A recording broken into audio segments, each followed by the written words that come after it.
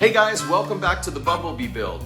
Today I'm going to put in the windshield and factory style bright trim. Now a lot of people will say that this needs to be done by a professional, but it's an easy job to do yourself with a helper. Plus this is one of those times where going to a pro may be the wrong choice and not even possible for technical reasons. More on that later. Let's get started. The first thing I'm going to do is mask off the paint here outside of the channel because I'm going to be putting on some butyl primer to help the butyl adhere to the paint better. So we'll just do that right in the channel along the pinch weld. Next, we need to put in the clips to hold the bright trim, and it's not uncommon to break a few when installing, so order a few extra. And here's a close-up of the clip. You'll see that there's like a spiky end. That's the part that goes into the hole around the windshield frame. And then you'll see a little relief in there, and that's where the trim clips in. So here's how the clip is going to sit against the body. What I'm doing is I'm taking a small socket and allowing the stem to go up into the hole so that I can pound the clip flat against the body.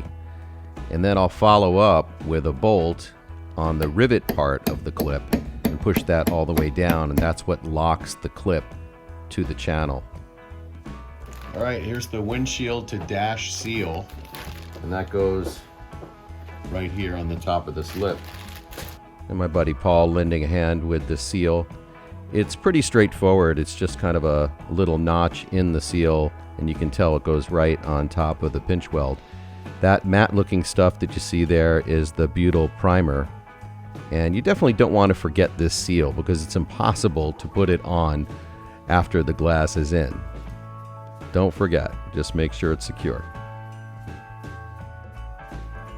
The kit comes with two spacers that go at the bottom of the channel to keep the glass from sagging all the way down. So we'll put those in. We only have one chance to lay the glass down right before it sticks to the butyl. So before we do it for real, I'm going to test fit it in position and make some registration marks with tape.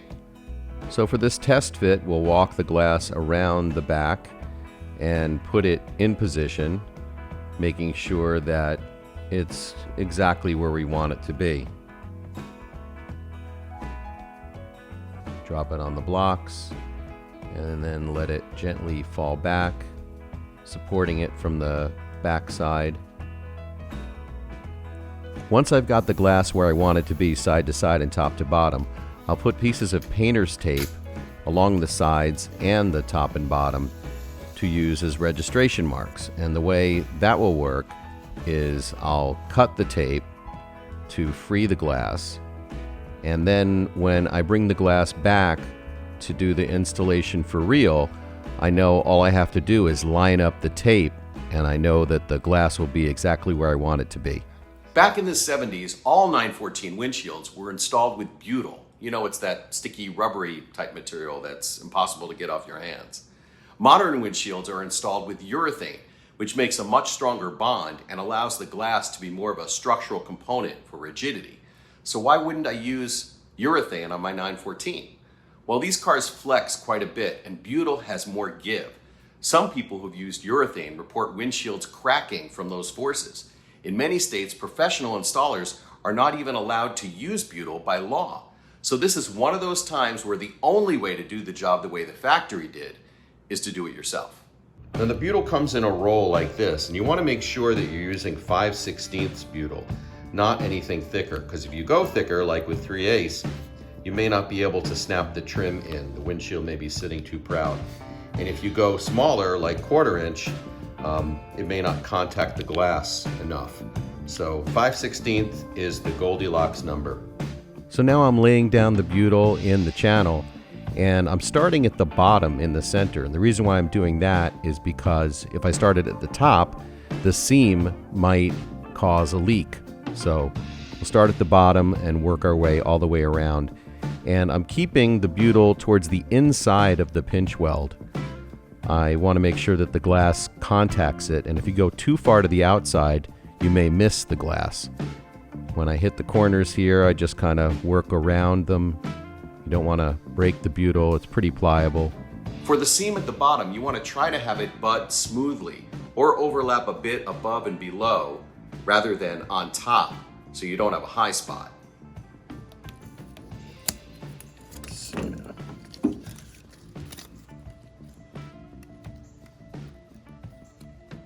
We want it to just butt up against it. We don't want it to be a bump. Before we continue, a shameless plug. If you find this content helpful, please give it a thumbs up and subscribe to my channel. It encourages me to make more of these videos and tells YouTube that they're worth recommending. Subscribing is totally free, and all you have to do is click, right here in the corner. Okay, so now let's bring the glass in and drop it down for real. Got my son helping me here. I know I could be wearing gloves throughout this, but we were pretty careful not to get fingerprints directly inside and just handle by the edges. So we'll just gently drop it on top of the blocks here, making sure they're in the right place. And now here's where the registration comes into play. All I have to do is line up those pieces of tape. And once the ones on the bottom are lined up perfectly, we just gently lower it back and it will fall down into place exactly where it needs to be. Now we just have to push it down a little bit. You don't want to press too hard because you can crack the glass, but make sure that it's got good contact with the butyl all the way around. Be really careful around the corners. Those are the weakest points, supposedly. But this is looking pretty good. I've got good contact all the way around. No leaks. Now we just remove the tape. All right, so here's what we're looking for. We want to see that the butyl has adhered to the windshield, and you can see where the black kind of changes color, where it's adhered and where it isn't. That's what we're looking for. You also want to make sure that the trim clip is not up against the glass, because it needs to move a little bit to accept the actual trim.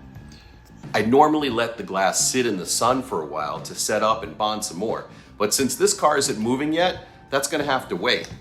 This trim set that I got from 914 Rubber comes in 3 large pieces with a lot of other smaller pieces, and I'm just taking the bottom piece out right now and gently laying it down. Pretty much if you look at this, it will bend, so you have to be really, really careful. I'll take the corner piece and lay that in and just basically lay it up for rough assembly at this point. You can see this stuff bends so easily. You just have to be super careful with it. Get it into the right spot, like back hooked around the clip.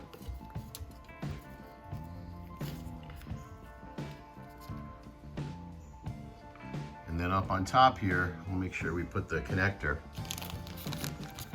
All right, so I have everything laid out in approximately the right position. Now I'm going to start to snap everything in.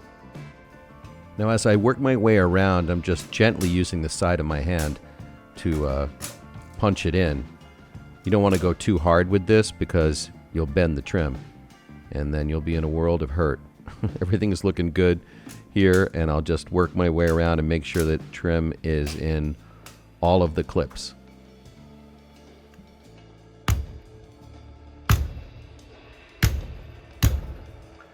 Now I'm working my way up to the top to make sure that the sides are in right and everything before I make the final adjustment with that centerpiece. The windshield and trim are in and they look awesome. If you don't like the look of the bright trim, 914 Rubber makes a black rubber gasket as well. And the best part is you can get all of this stuff from 914 Rubber in a kit. I want to thank them for supplying so many great parts for this build.